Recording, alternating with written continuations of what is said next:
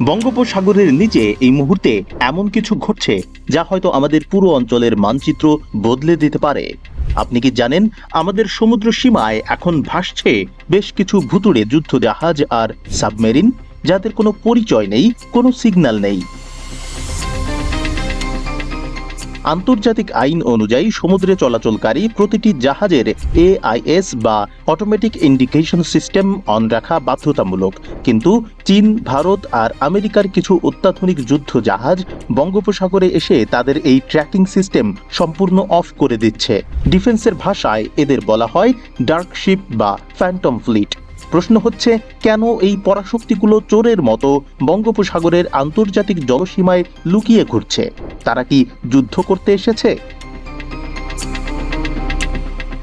না, তারা আসলে খেলছে আরো বিপজ্জনক এক খেলা, যার নাম মেরিটাইম ম্যাপিং। সহজ কথায়, তারা সমুদ্রের তলদেশের নিখুঁত 3D মানচিত্র তৈরি করছে।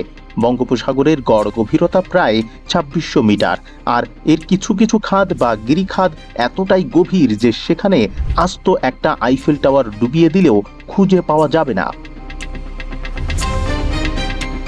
পরাশক্তিগুলো খুব ভালো করেই জানে, ভবিষ্যতে যদি কখনো থার্ড ওয়ার্ল্ড ওয়ার বা বড় কোনো যুদ্ধ বাধে, তবে সেটা হবে সাবমেরিন যুদ্ধ। আর সাবমেরিন লুকিয়ে রাখার জন্য সমুদ্রের তলদেশের এই পাহাড়ি খাদগুলোর চেয়ে নিরাপদ জায়গা আর নেই।